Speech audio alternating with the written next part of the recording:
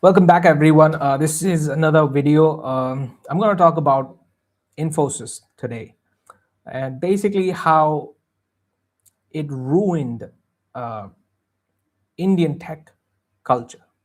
Okay, so let's get started with what is Infosys exactly. Okay, what does Infosys do exactly? If you had to answer that question in one sentence, you have to think about this. You have to, really think. What does Infosys do exactly? You have to think. If I ask you, what does Mahindra do? It's a car company. They make car. What does Facebook do? It's a social media company. They build Facebook. What does SpaceX do? It's a rocket company. They build rockets. What does Infosys do exactly? You have to think. That's because they don't do shit. What do they build exactly? Nothing. It's a BPO, human or arbitrage. Labor arbitrage, that's their business. They export labor, and it's a tech company. So, how does a labor arbitrage business become the sophisticated tech company in India? You have to think about these things. So, and like, what is the problem with, if it is a BPO and if it is doing labor arbitrage? What is the issue with that? There's nothing wrong with the success Infosys has achieved. The problem is who did it.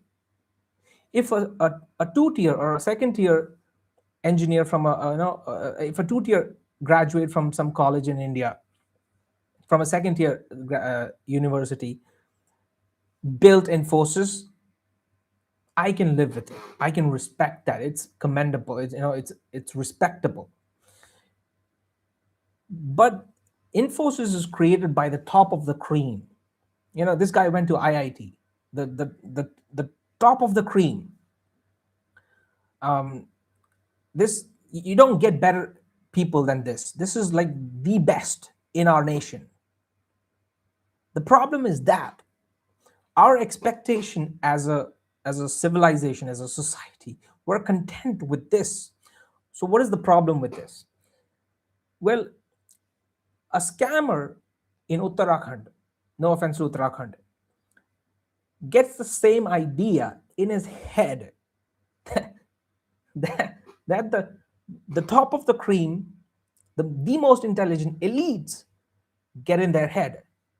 The scammer in Uttarakhand thinks that I'm going to start a BPO.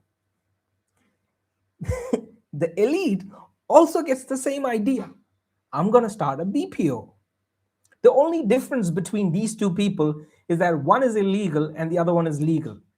That's the whole distinction between the two. Just think about this for a minute. With his big brain and triple digit IQ, the best he can think of is a BPO. Really? That's the best you can think? I mean, people in other countries think of, like Oculus Rift, reusable rockets, iPhones, what else? Like, Amazon, things like that. The ambitions are on another level. Their ideas are on another level. The best that this country can think of is, is a BPO. Okay. So there's nothing wrong with that company, but it, it shouldn't have been built by the top of the cream of this country. That's what I'm saying.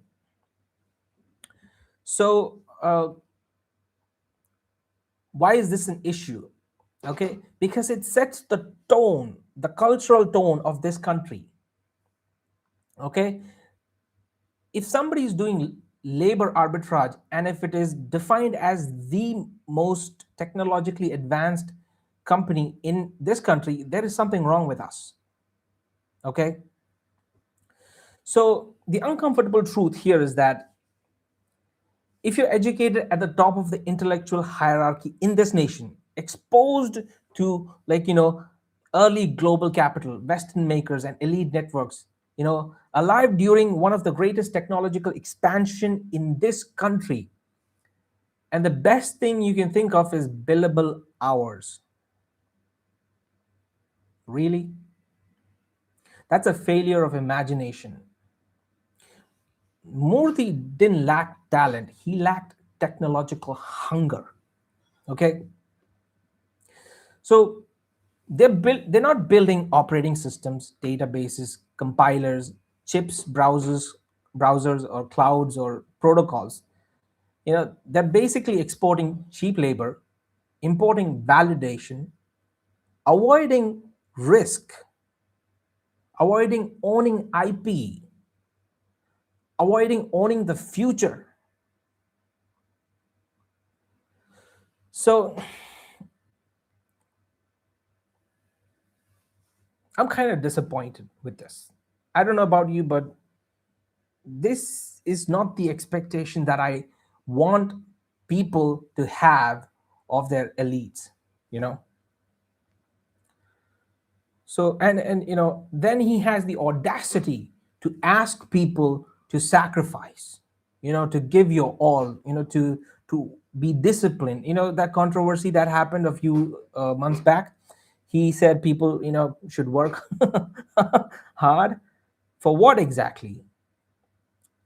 So, like, and there was, like, valid criticism from the other side that, oh, Indians are lazy, we don't want to work hard, and that is why people are criticizing Narayan Murthy. Let me put this into context. Let me like, this nation rallied behind a man who said, you give me blood and I'll give you freedom. And we decided to, like, rally behind him. We decided to sacrifice our life for him. Now imagine if Subhash Chandra Bose decided to say, you give me blood and I'll give you a BPO. Fuck off. Nobody would, sacrifice their work life balance or give their 100% if what you're offering in return is a BPO.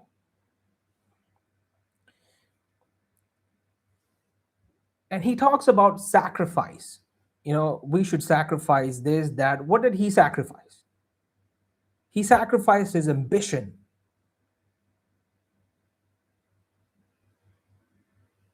He he he his ambition is set at a level that is not for people at that strata.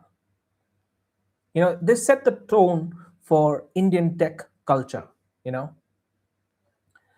and we need to call this out, we need to criticize this, we need to name them, shame them, because otherwise this isn't going to change.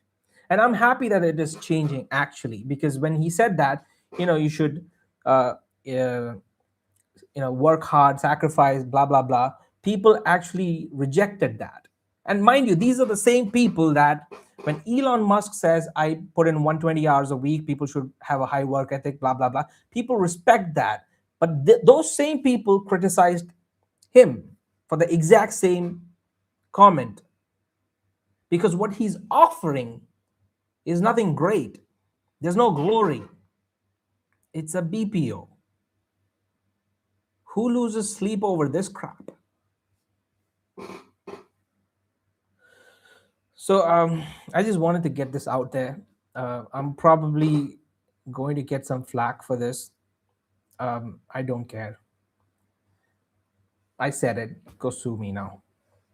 I'll end the stream here. Okay. Bye.